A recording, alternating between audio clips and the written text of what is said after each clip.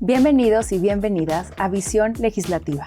El día de hoy se encuentra con nosotros la diputada Lilia Aguilar Gil. Lilia, qué emoción tenerte aquí. Gracias por acompañarnos el día de hoy.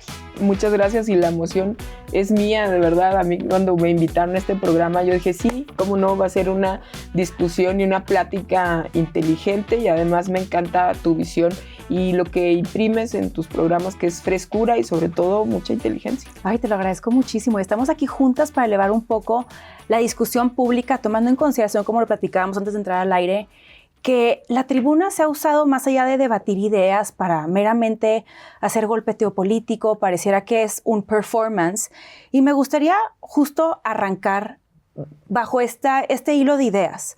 Me gustaría conocer, tú que estás ahí en el Congreso, en la tribuna, que planteas temas, que discutes, que argumentas, porque es algo que a mí me encanta de ti. ¿Cómo describirías el estado actual del Congreso? ¿Productivo, reactivo o realmente rebasado por la realidad? Yo creo que tiene un ingrediente muy alto de reactividad, desgraciadamente, que es natural en muchos niveles. O sea, recordemos que los congresos, sobre todo las cámaras bajas, se vuelven de manera generalizada en el mundo, son una caja de resonancia de lo que sucede en el país. Por eso la representatividad tan amplia. Es decir, ahí vamos a ver las reacciones de eventos inmediatos, por ejemplo, el asesinato de Carlos Manzo, o las desapariciones, o todo lo que está viviéndose en el país. Hay un representante siempre del territorio que va a subir el tema. Pero me parece que legislativamente también tiene un elemento reactivo. Y yo creo que se justificaba los primeros 6 años de un gobierno que venía a cambiar el status quo de muchas maneras. O sea, evidentemente la oposición, hoy quienes ocupan la oposición, por mucho tiempo fueron el status quo. Bueno, pues iban a tener una defensa inmediata. Entonces el Congreso tenía que cumplir esta función de reactividad a los planes que la visión de la 4T tenía para el Ejecutivo. Pero me parece que eso tiene que recomponerse. Y eso tiene que recomponerse para devolver el debate, porque la reactividad no necesariamente nos ponía en la situación en la que no hubiese un debate de fondo. Claro. Y creo que eso fue uno de los excesos que se cometió en la Cámara de Diputados y en el Senado en general, en el Poder Legislativo. A mí me parece que hoy el gobierno de la doctora Claudia Sheinbaum, además por la misma característica de la doctora, que es una mujer no solamente formada en la academia, sino en la discusión pública, también le ha devuelto el carácter deliberativo a la Cámara de Diputados. El ejemplo claro lo tenemos en la Ley del Agua. Nos llevamos 24 horas en la discusión, claro, en estos mensajes de ida y de venida de propaganda, pero algunos de nosotros estamos haciendo un esfuerzo porque vuelvan los argumentos. Entonces yo creo que tiene un ingrediente de reactivo, y muchas veces ha estado superado, más los congresos o las legislaturas locales. Lo acabamos de ver hace un par de días en la legislatura de la Ciudad de México, donde pues imagínate, donde tienen que hablar los golpes, donde se supone que el parlamento y el parlamentar debe de ser el elemento central. Totalmente. Esto de la propaganda lo ves y lo vislumbras en ambos bandos, por así decirlo, entendiendo el oficialismo como Morena, PT, partido al que perteneces, Verde, y la oposición como PAN, PRI, MC. ¿Lo ves en ambos bandos o excluyente de alguno? No, yo creo que en ambos lados, vamos a decirlo así, para no hablar de bandos. Pero sí, en ambos lados yo creo que hay un ingrediente de discurso propagandístico que no ayuda a la discusión pública, que no informa a la gente, que también esa es parte de lo que debe de hacer la discusión pública en el Congreso de la Unión y en el Senado de la República, y que ha delimitado también la información de los representantes con los representados. Total, tú que estás allá adentro, platícame así como el chismecito político en porcentaje, ¿cuántos legisladores crees tú o le calculas que compartan esta visión que tú tienes? De ambos lados. Yo creo, bueno, por ejemplo, en el PT, yo te diría que el 90% de los legisladores estamos en esa lógica. Ay, wow. Por eso hemos hecho debates, por ejemplo, el tema de Cuauhtémoc Blanco, que ha sido de los más sonados, que nosotros hemos votado en contra o a favor de su desafuero, aunque ya habíamos hecho ejercicios de esta naturaleza. Por ejemplo, nosotros votamos en contra de la desaparición de los fideicomisos, porque nosotros somos un partido que está formado por partidos estatales. El PT es un partido de partidos. Claro. Mi papá, que es fundador del PT, decía, este es un partido que viene de la provincia. Entonces, el tema de los fideicomisos afectó sobre todo a los municipios y a los estados. Entonces, nosotros, por ejemplo, votamos en el sexenio anterior en contra de la desaparición de los fideicomisos y muchos otros que tenían que ver con temas de la estructura del Estado tal y como estaba vislumbrado. Pero, por ejemplo, en esta legislatura, bueno, pues el tema de Cuauhtémoc Blanco, hemos hecho votos en contra, que además el tiempo nos ha dado la razón, porque yo creo que el trabajo legislativo no termina en nuestras curules ni en nuestras comisiones. Por ejemplo, el tema de la extorsión, somos nosotros quienes votamos en abstención en la Cámara de Diputados, es decir, estaban disminuyendo las penas de extorsión en comparación con los estados. Por ejemplo, Nuevo León tenía una pena baja similar, pero en la pena alta era mucho más alta, y eso causaba automáticamente que tuvieran derechos de preliberación quienes ya estaban detenidos. Entonces nosotros no lo logramos en la Cámara de Diputados y fuimos a legislar al Senado de la República con nuestros propios senadores. Entonces, esta lógica del PT de hacer lo posible por entender la forma en la que nosotros entendemos el Estado y la estructura que creemos que debe tener la Cuarta Transformación. Eso es en el tema del PT. Yo creo que en Morena también hay un grupo importante que muchas veces se pierden las voces, Mariana, porque es más el ruido alrededor, ¿no? Pero si tú ves discursos como el de Leonel Godoy, por ejemplo, el de Gabriel García, el del mismo Ricardo Monreal, que, bueno, pues siempre que sube a la tribuna lo hace de manera muy informada y da los argumentos que él considera que son los pertinentes. Entonces escucharás un debate que está fuera del ruido. Yo lo que creo es que el problema es que los gritos afuera son un poco más ensordecedores. ¿Por qué crees que se pierden estos mensajes en el ruido? Creo que porque son menos las voces y porque, sobre todo, y esto lo digo más en el ámbito de la Cámara de Diputados, no sé cómo esté funcionando en el Senado, han utilizado, sobre todo el PRI, el tema del tiempo para chantajear. A ver, ¿cómo es eso? Y lo digo con mucha claridad.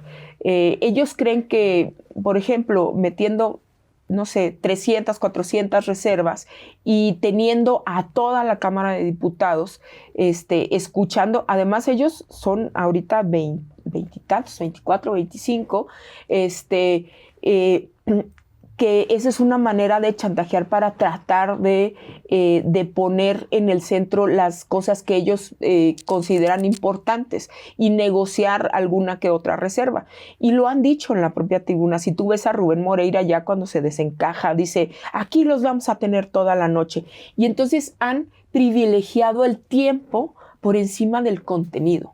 Y entonces en eso lo que tienes es un montonal de gente de ambos lados tratando de llenar un espacio para que continúe la sesión, lo cual es un completo absurdo.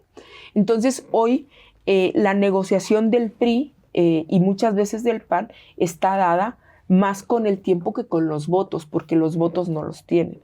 Entonces han tratado de hacer ese quid pro quo.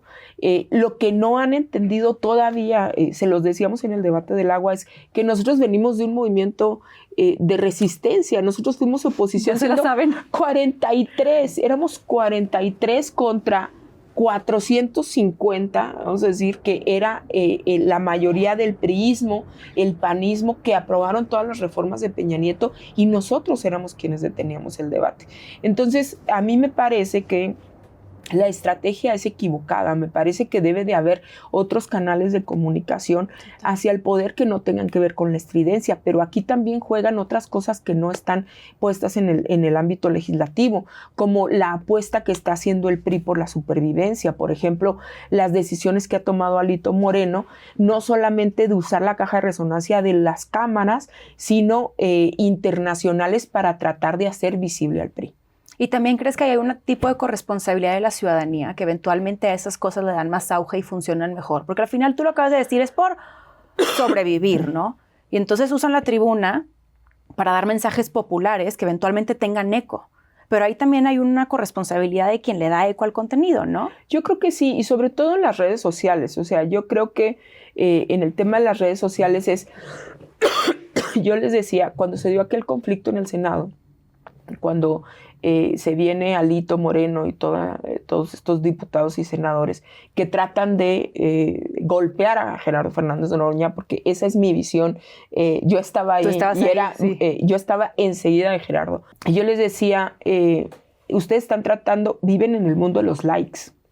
Sí. Entonces, creo que tienen hoy una visión más que en el territorio. Fíjate el prismo, que tenía tanto contacto con el territorio, que los sectores tenían una comunicación directa con el territorio. Hoy la comunicación que tienen es a través de las redes sociales, y las redes sociales engañan un poco, ¿no? Un poco o un bastante. O un bastante. Y además ellos mismos, hay que decirlo, bueno, el ejemplo claro también está en la marcha del 15N. O sea, la cantidad de bots que se dieron, estamos hablando de 8 millones de bots. Es una locura. Que generaron la conversación, el 50% de la conversación acerca de la marcha del 15N. Entonces, yo creo que hay está despegada de la realidad los partidos de oposición. No lo digo de manera propagandística, lo digo porque así lo veo. Yo te comentaba antes de que entráramos al aire que yo vengo de Ciudad Juárez, o sea, mi distrito está en la frontera de la República, pero allá es donde yo tengo votos. Entonces yo tengo que corresponder y tengo que estar en mi territorio. Claro. Y ese es uno de los principios que yo creo que son muy positivos de la Cuarta Transformación. Es decir, nosotros tenemos una misión acá, pero no podemos dejar el territorio. No es un discurso, de verdad para nosotros es una regla que nos hace permanecer en el ámbito político y en el ámbito de la representación, y creo que eso lo ha perdido la oposición. Entonces, dicho eso, creo que sí hay una corresponsabilidad de la ciudadanía que hoy está consumiendo estos bytes muy fáciles de decir, no sé, mienten, o la 4T miente, o bytes que son de esta naturaleza, o, por ejemplo, lo que estamos viendo en otro ámbito que no es el legislativo, precandidatos como Salinas Pliego, que están tratando de repetir esta guerra de colores que se dieron en otros países como Argentina, como, bueno, pues hoy vemos el triunfo de la ultraderecha en Chile, que están haciéndolo y ganando a través de la estridencia. Bueno, el mismo Estados Unidos, a través de la estridencia y las promesas vacías, ¿no? De el decir, como hoy Salinas Pliego quiere ponerlo de moda, porque además ni siquiera hay originalidad en las ideas, los zurdos de mierda, o este tipo de cosas que suenan muy estridentes, pero que en la realidad no tienen ningún contenido. Me gustaría conocer tu opinión respecto a esto. ¿Tú consideras que la actual legislatura es una de consensos o de imposiciones? No, yo creo que es una de consensos. Creo que, insisto, y más que en las anteriores, porque yo fui parte también de la legislatura anterior, haya sido de imposiciones, nosotros teníamos como movimiento otro objetivo, y era el objetivo de fijar las bases. O sea, también yo creo que hay que entender el Congreso también como coadyuvante de un movimiento. No podemos pensar que iba a tener la misma dinámica que tenía. Yo fui diputada en el 2012 al 2015, vamos a decir, la decadencia del PRI, ¿no? Y nos tocó un Congreso que tenía estas mismas formas de concertaciones que tenía el PRIismo, pero muy manejadas con dinero. Eso se tenía que acabar. Insisto, y eso no es, ahora sí que nadie me lo contó, ni es un discurso que venga de la propaganda. Ahí se negociaba, por ejemplo, el presupuesto con millones de pesos en presupuesto a municipios, a estados, inclusive con desvío de recursos, ¿no? La estafa maestra es el ejemplo más claro. Entonces, había que cambiar la cadencia del Congreso. Y creo que eso fue la inauguración que se dio en el 2018. En el 2018 había que cambiar las formas y también los paradigmas de cómo se legislaba, porque era muy de intercambio, ¿me entiendes? ¿Cómo es ese intercambio? O sea, ¿cómo lo bajamos a un ejemplo concreto? Para mí lo más claro el tema del presupuesto. Mira, no voy a hablar de personas, pero hablaré de partidos que ya no existen para no dañar a nadie. Imagínense quién. El PRD, por ejemplo, como estaba tan llamado Acuerdo por México, el Pacto por México, donde ellos eran parte del Pacto por México, o sea, eran parte de una izquierda que pues ya estaba cada vez más desdibujada, y por ejemplo les tasaban a los diputados lo que votaban, porque muchos de estos diputados votaban con nosotros. Nosotros éramos MC y el PT, que éramos bancadas del movimiento de la Cuarta Transformación, en aquel entonces el movimiento de Andrés Manuel López Obrador. Te quiero interrumpir, ¿qué es que te tasaban? Te medían, okay. O sea, te decían, a ver, tú votaste el presupuesto vale 10% o 20%. Y te lo ponían equivalente en dinero. Y te lo ponían equivalente en dinero. Okay. O sea, les ponían bonos, pero además eso les correspondía en presupuesto.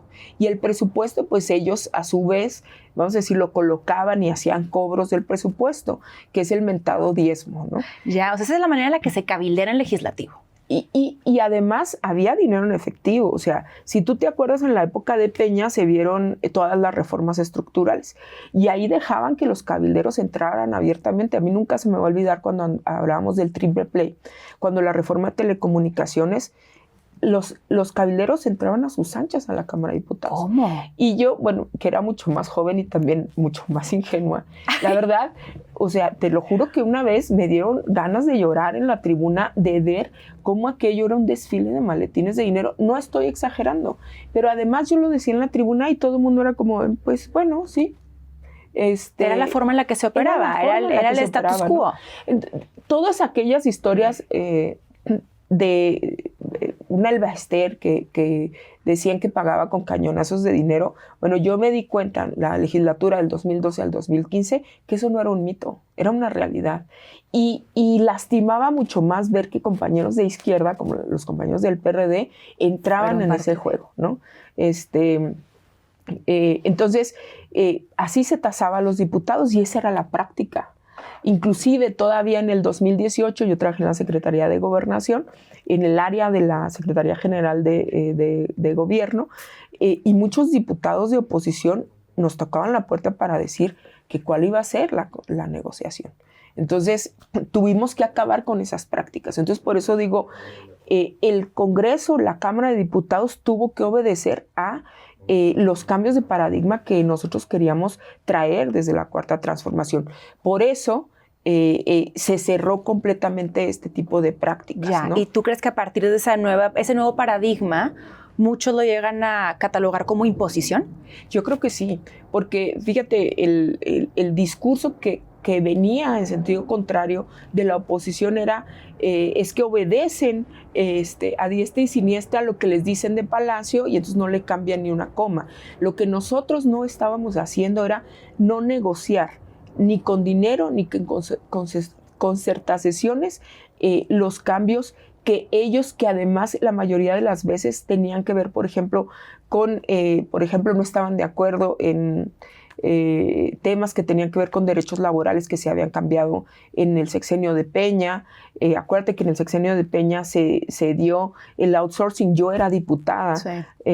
Y la verdad lo que hicieron fue quitarle los derechos laborales, sobre todo a los jóvenes. Era una barbaridad. Y cuando viene en el 2018, lo primero que se dio hacia atrás fue el tema del outsourcing. Entonces, ese tipo de temas no estábamos dispuestos a negociarlos porque no tienen que ver con la lógica de la Cuarta Transformación. Nosotros creemos que los trabajadores, y más nosotros en el PT, que los trabajadores deben de tener derechos laborales. Entonces, lo que la oposición empezó a dibujar como autoritarismo era la posición de no movernos en cosas que ellos querían negociar con nosotros, que no eran negociables. Ok, pero en ese sentido sí le cambian las comas. No, sí, a ver, Sí. El ejemplo claro, la ley del agua, que aprobamos la semana pasada, que fue además muy sonada, porque tuvimos agricultores en todo el país deteniendo desde aduanas, Todo. Iban a cerrar embajadas, carreteras, etcétera, etcétera. Ahí no solamente de las que yo participé, se hicieron antes del dictamen presentado en comisiones 50 cambios a dos leyes, vamos a decir, de la mayor trascendencia, que es la ley general del agua y la ley de aguas nacionales. Se hicieron 50 cambios y luego redactamos, y ahí específicamente tu servidora, 18 reservas que incluían más de 2 artículos por reserva, específicamente que cambiaban todas las inquietudes que tienen los agricultores, que eran los que realmente tenían peticiones válidas, ¿no? Ok, entonces sí los tomaron en consideración. Claro, claro. ¿Y por qué de pronto dicen que no? Porque el dictamen que se presenta fue una equivocación que tenía que ver con la percepción del trabajo legislativo. La ley marca que tú no puedes cambiar el dictamen 5 días antes de la presentación en las comisiones. Sería injusto para todos, porque inclusive los de oposición hubieran dicho, oye, nos estás cambiando el dictamen y no conocemos en qué no lo estás cambiando. Ya. Nosotros, específicamente tu servidora, yo era la encargada de atender las mesas de los agricultores del Frente por la Defensa del Campo Mexicano. Ahí. Yo estuve ahí. O sea, el día anterior nosotros pasamos toda la noche sin dormir. A las 6 de la mañana terminamos las reservas.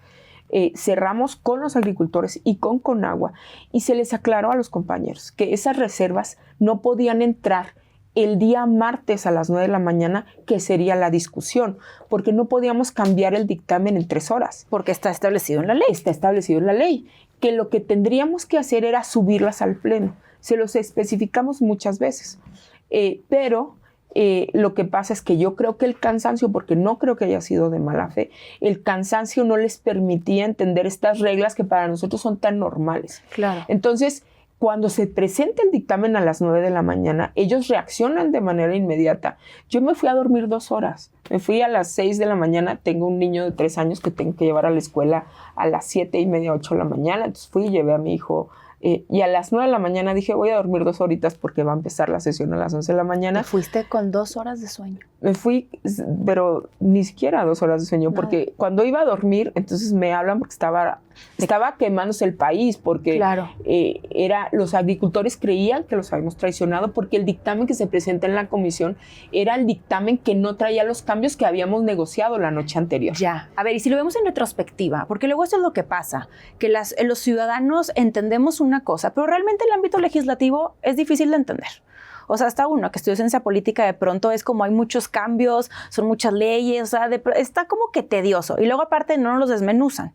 Si lo vemos en retrospectiva, ¿rescatarías algún área de oportunidad a futuro? Como pudimos haber hecho esto distinto para que no reaccionaran de esta forma. Yo creo que estas negociaciones debieron haberse dado antes. ¿Y por qué no se dieron antes? Porque ellos tocaron primero la puerta de gobernación. Ya. Y entonces, justo en esta fama que se ha generado de la Cámara de Diputados, que no se le cambia ni una coma, nada.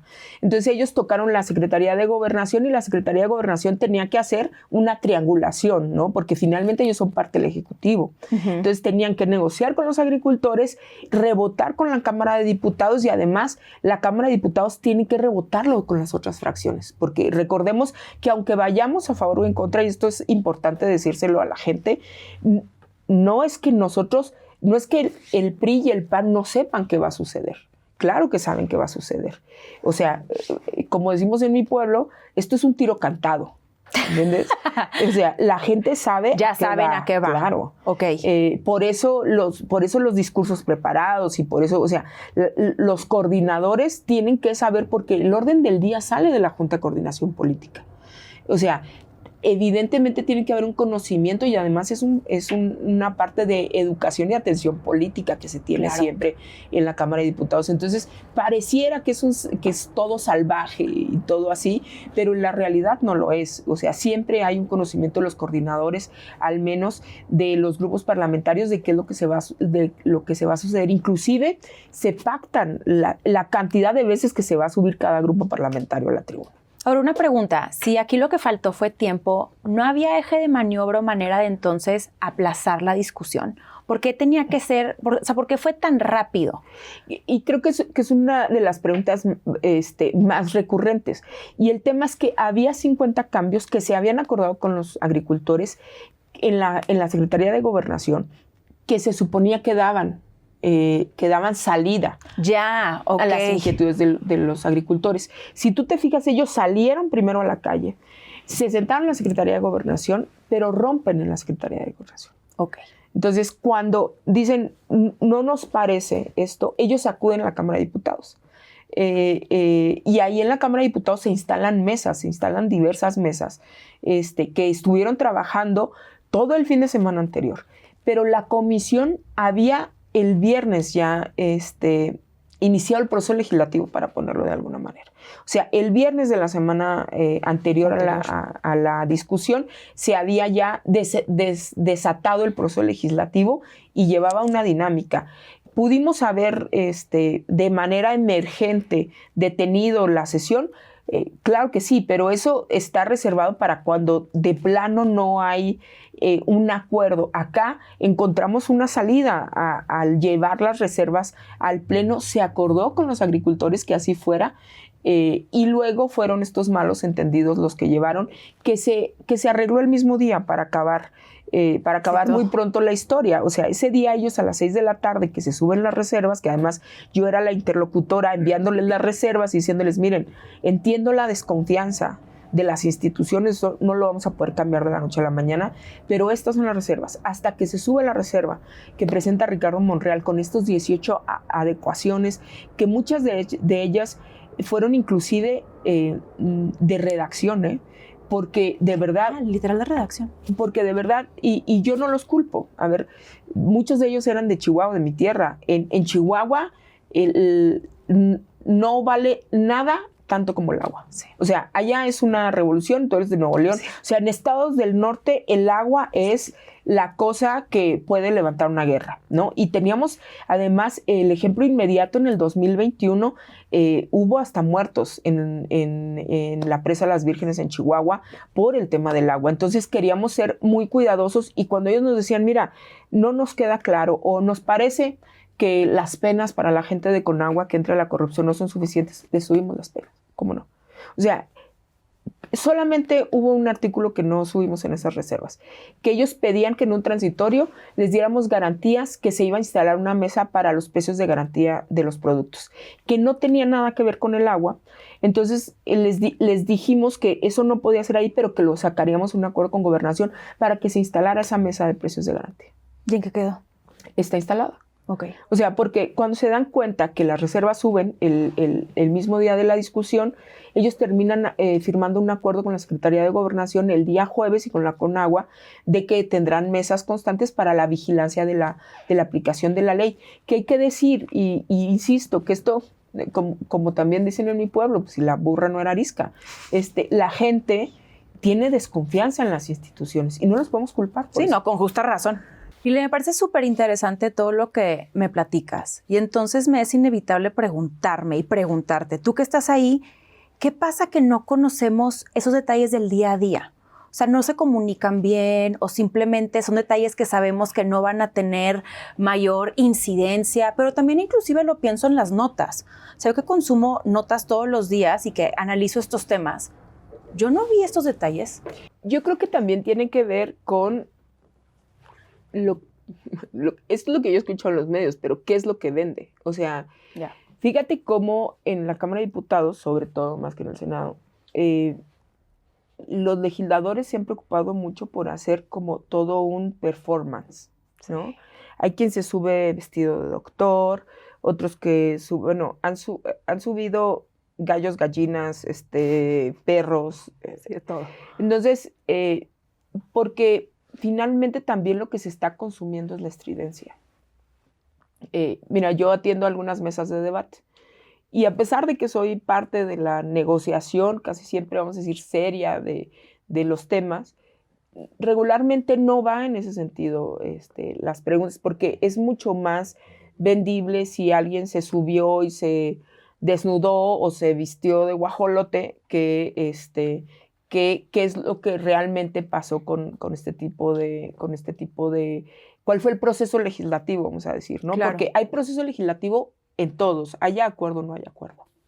Y entonces ahí, digamos que si buscáramos revertir esto, porque yo sí creo que de pronto la tribuna ya es un performance y es muy cansado, se tendría que crear como un consenso o un acuerdo, a lo mejor no escrito entre todas las partes, que sea, vamos a elevar la discusión pública porque es lo que se merece la ciudadanía, o cómo podría funcionar algo así para revertir esta tendencia de estridencia. Yo creo que sí, yo creo que dudo que la estridencia en la tribuna vaya a acabar, porque finalmente hay muchos personajes inclusive que ahí encontraron de ahí salen. Pues, su nicho, ¿no? Sí. Exacto. Entonces, y bueno, pues que también, o sea, yo siempre he sido respetuosa de la representación que tiene el Congreso. Me parece que los intentos de la disminución de esa representatividad son equivocados, porque este país es tan diverso como es la tribuna de la Cámara de Diputados.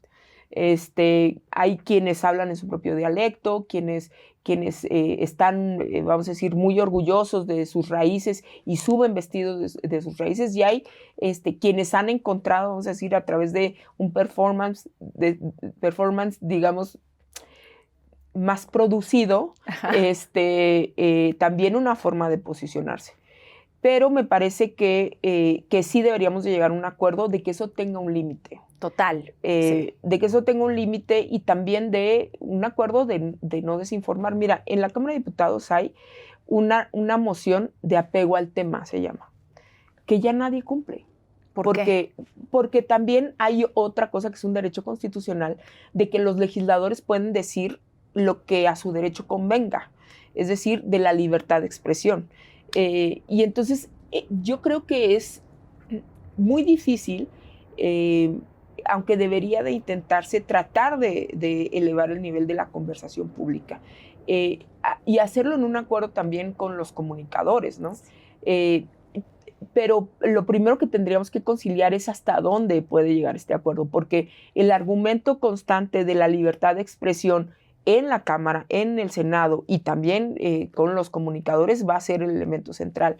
Pero creo que deberíamos de hacer un esfuerzo, al menos tratar a algunos actores que estamos convencidos de eso, de comunicar de manera distinta. Totalmente, cuenten conmigo en ese sentido. Ay, pero sí, tiene que ser un trabajo en conjunto, porque si no es como, por más esfuerzo que hagas de un polo, si el otro sigue lucrando con eso, pues está imposible. Y al final también responde mucho a, por ejemplo, en la comunicación, pues de lana. Sí. ¿Qué te deja, qué no te deja? Y también hay una corresponsabilidad con la ciudadanía de qué estamos consumiendo y ser más críticos.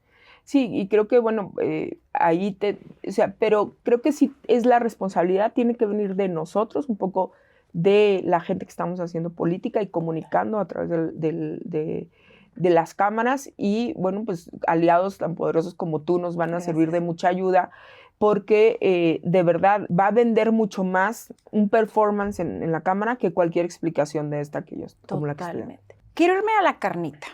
Si tuvieras que elegir 3 decisiones legislativas de este periodo que acaba de terminar, pero aparte que tuvieron un impacto real en la vida de las personas, ¿cuáles elegirías?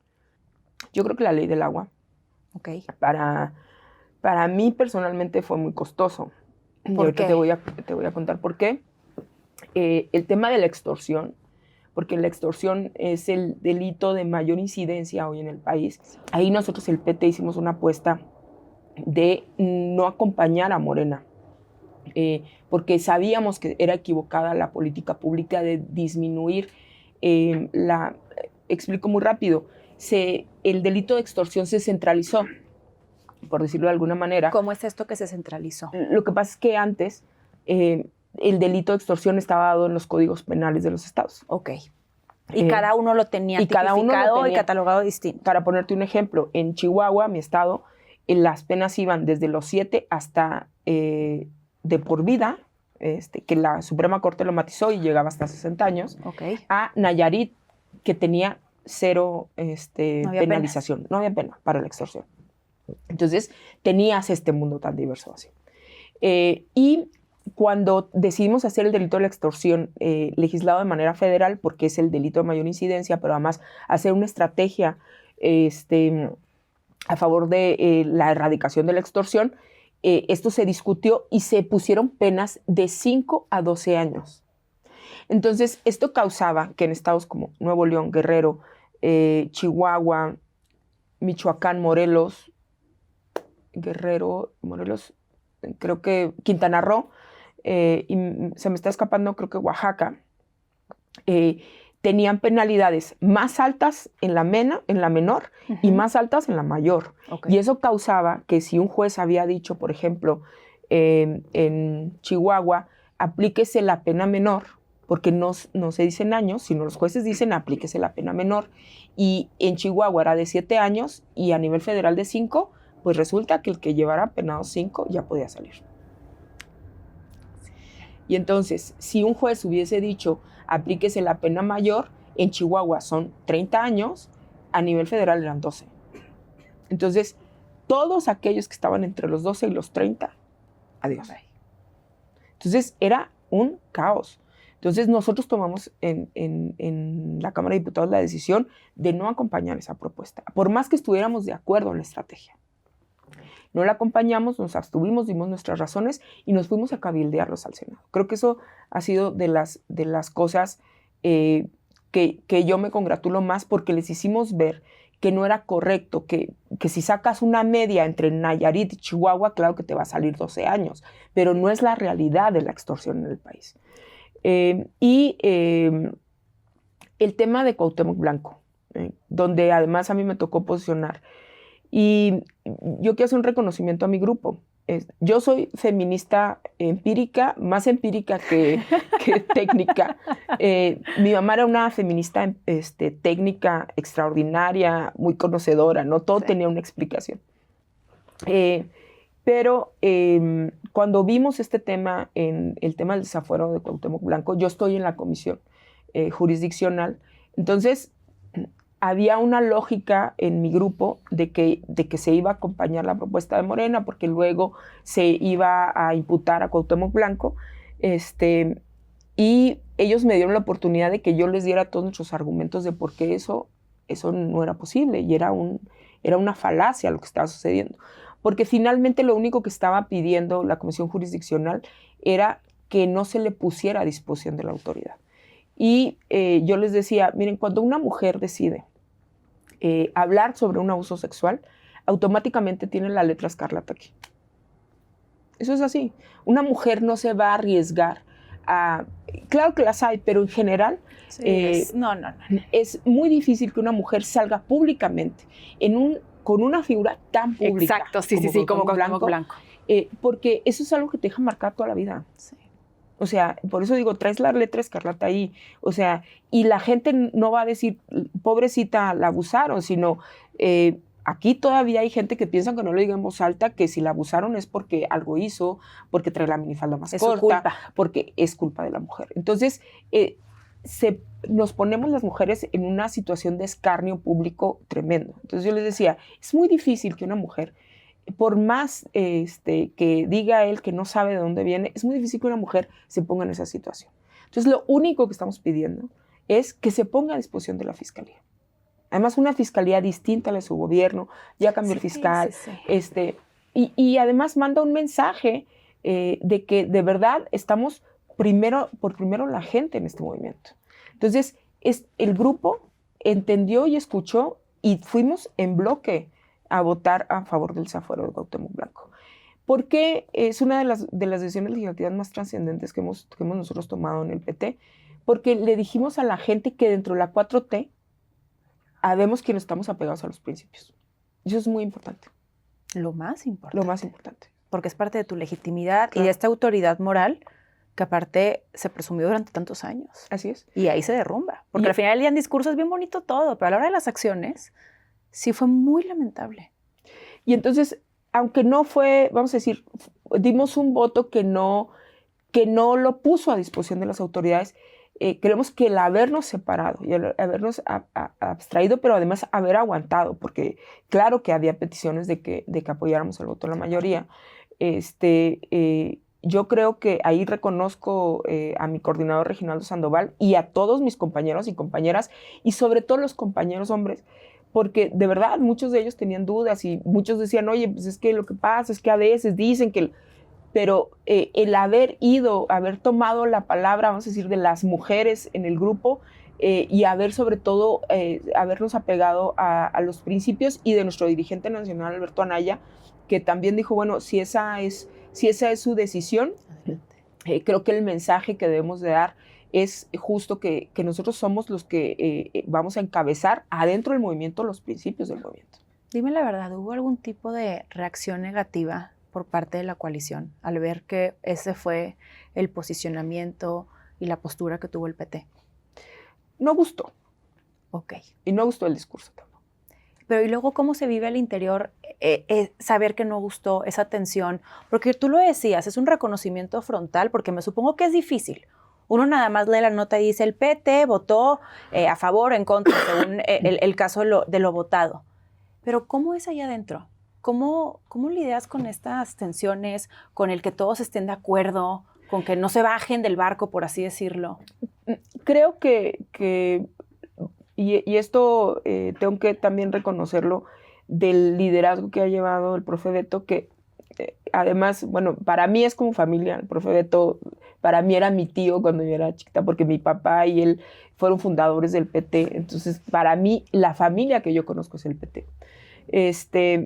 El liderazgo que ha llevado el profe Beto ha sido un liderazgo no solamente inteligente, sino congruente.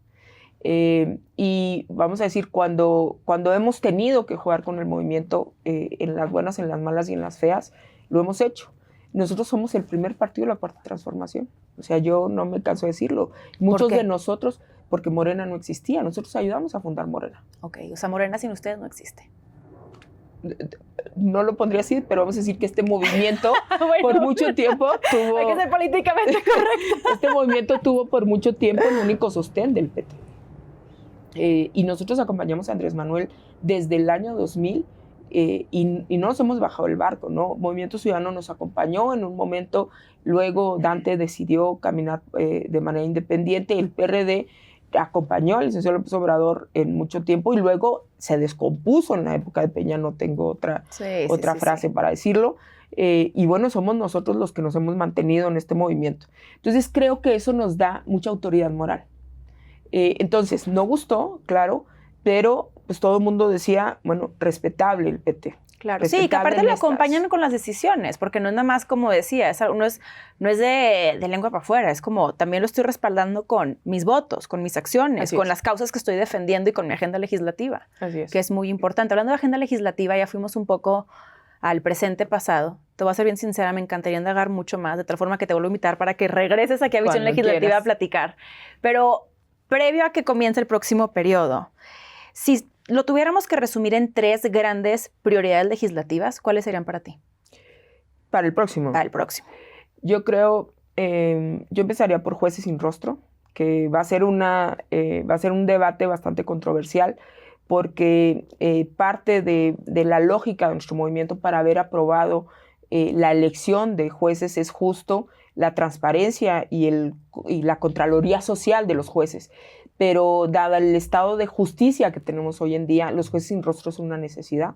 El tema de la revocación de mandato me parece que va a ser importante, aunque para mí es muy natural. Yo sí creo que es un tema de productividad, de eficiencia, de recursos y muchas cosas, pero va a haber foros en la Cámara de Diputados sobre la revocación de mandato y las 40 horas. Que eso es, haz de cuenta que es así como nuestro tema más anhelado en el PT. Fuimos los que se lo propusimos a Andrés Manuel en el 2018.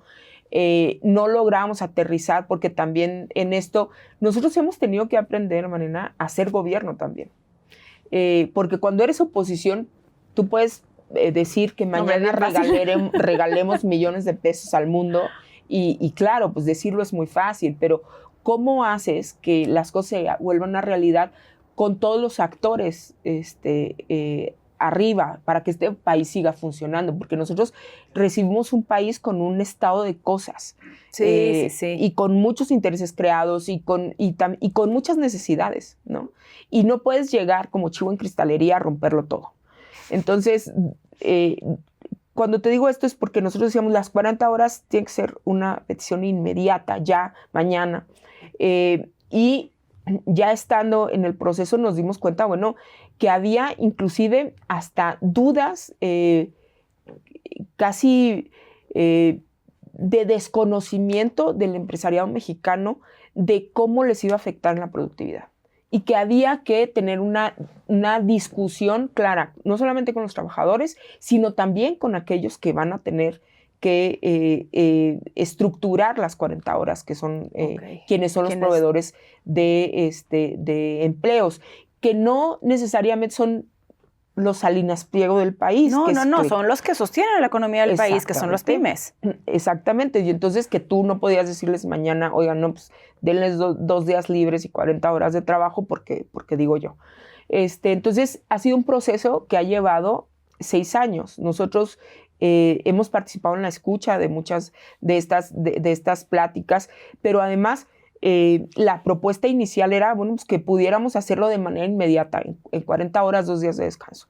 Hoy entendimos que la forma en la que podíamos transitar todas las partes era en una estrategia gradual, que es lo que ha presentado la presidenta, que va a tener ya está en la Cámara de Senadores, pero que va a tener mucha discusión pública todavía, que esperamos que sea una discusión pública productiva.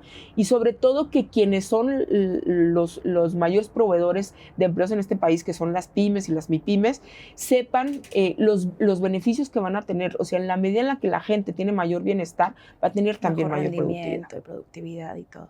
Ahora, ya me queda clara la postura del PT respecto a las 40 horas, pero ¿cuál es la postura sobre los jueces sin rostro y también de la revocación de mandato? En la revocación de mandato, nosotros creemos que tiene que hacerse en el 2027.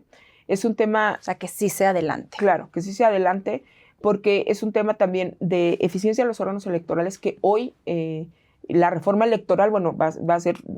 Te doy 4 temas, no solo 3, porque la reforma electoral va a ser el tema del año anterior. Que a partir de ya, o sea, en febrero ya empieza la discusión de lleno, ¿no? Sí, entonces, justo el tema de la revocación de mandato pasa por la discusión de la reforma electoral. Entonces... o sea, lo van a hacer junto con pegado. No, pero creo que tiene que ver, que está junto con pegado, porque yo creo que los temas más importantes que tenemos que discutir en la reforma electoral, más allá de si las pluris no, las pluris sí, tiene que ver con los órganos electorales. ¿Por qué? Con la eficiencia de los órganos electorales, porque hoy tenemos órganos electorales testimoniales. Los tribunales, mira, yo he sido siempre una defensora, yo soy de provincia, entonces eso no se quita, pues. Los tribunales electorales, yo decía, a ver, los tribunales electorales tienen que mantenerse en los estados, porque no es lo mismo lo que sucede en la Ciudad de México que lo que sucede en Chihuahua, Nuevo León, Baja California. Totalmente. Chiapas, ¿no? No es lo mismo lo que sucede en Chihuahua que en Chiapas.